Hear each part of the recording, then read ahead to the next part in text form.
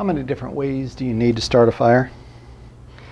If you've ever been cold, you'll take every way you can to get a flame going.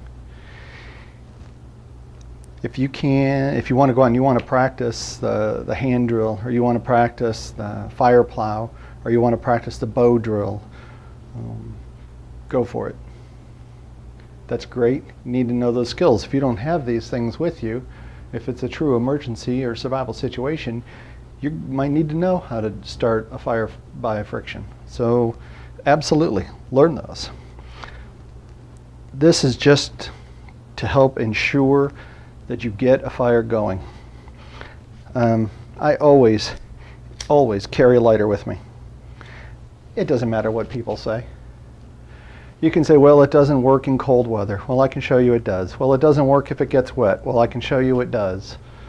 You just have to dry it out and warm it up. It's not that difficult. It is not rocket science.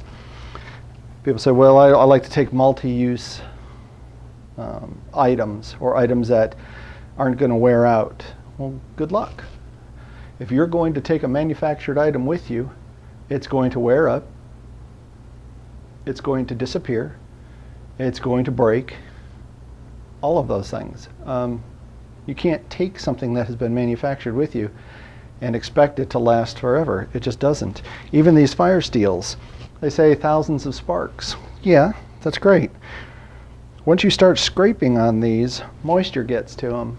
And unless you're going to carry nail polish with you and coat it every time, the moisture content is going to get to these fire steels and they're going to decompose. If you're out for any length of time, it can happen pretty quickly. I've had them evaporate in my kits after only about a month. That was in Florida. A lot of humidity really takes a toll on equipment sometimes. So take with you as many ways as you want to start a fire. This is my flint and steel kit. I'm using natural tinders in this kit. We'll go through a fire lighting at some point here.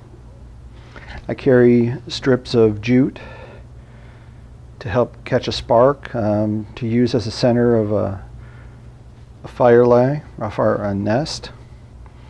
My striker for the ferrocerium rod. I also carry some fat wood with me. Scrape this into small shavings or into fine dust and ignite it with the striker, matches, lighter, that type of thing. One-use items, matches. These are strike anywhere matches. They are double wrapped in plastic bag, help keep moisture out, definitely to keep the wetness out. It doesn't matter, I can throw these in a pocket. It doesn't matter if they're one-use item or not. If it only takes me one match to get a fire started when I'm freezing cold, then it was worth carrying them. You know, Hollywood and some of the other videos that you'll see on the net, they tried to make this so romantic. But the fact of the matter is, when you're coming down to survival, it's not about romance, it's about what will get the job done. So carry the matches, carry the lighter. Carry some tinders with you that are going to help you guarantee to get a fire started. This is the typical cotton and Vaseline. A lot of people will saturate their cotton completely inside and out with Vaseline. I don't. I only do the outside of the cotton ball, let it kind of work its way in a little bit, but I try to keep some of these a little drier on the inside because the natural cotton will take a spark extremely fast. And then the petroleum jelly will just help to keep that going. Okay, so I have 3 of those in there.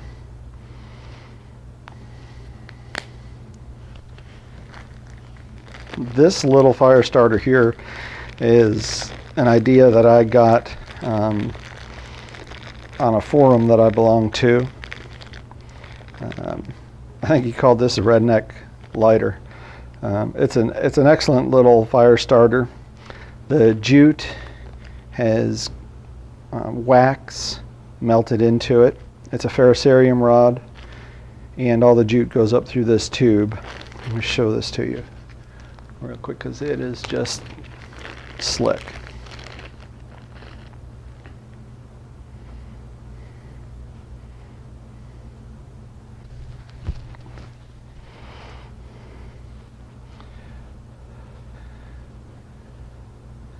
Okay, as you can see here, we have an aluminum tube with a ferrocerium rod JB welded to it.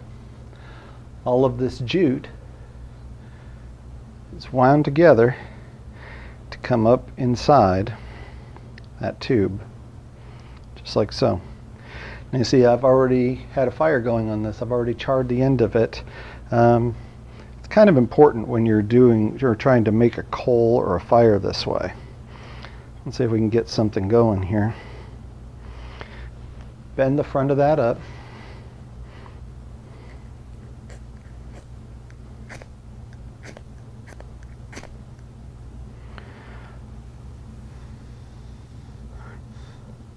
Let's try it again.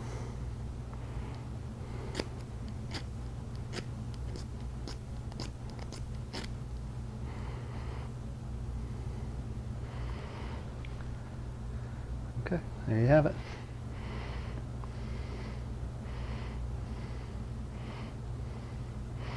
Now, you actually have flame off of that one. So you can stick it under your fire and get your fire going. Just pull that out, back a little bit. You can adjust it. Let it burn for a little bit. Now you've got something to light your fire with.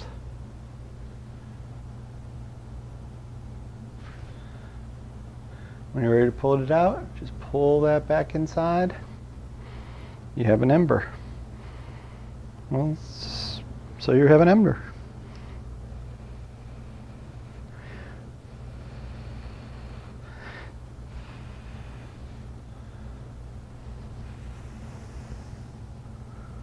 Even with that ember, if you can't get the flame from it, that ember will transfer to something else, and you can get a fire started with that.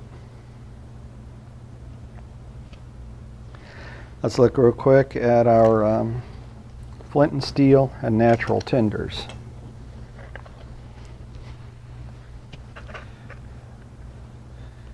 Now, a lot of people will take and they will put a piece of char cloth on the top of their flint, and they will strike down this way to get their fire started.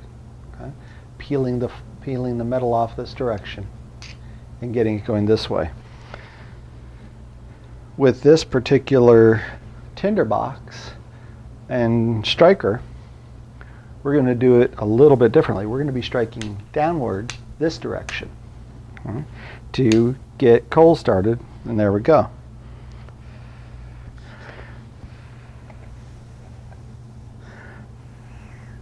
Just that quick.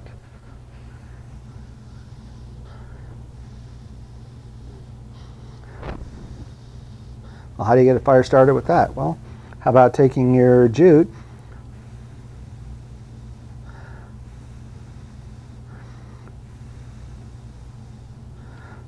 and blowing it into flame? If you want to cut that off, just close the lid on your box. Now, this particular metal box, I have a hole in it so that I can make char cloth if I need to. If I find material, or if I have extra material, I may do char cloth as well.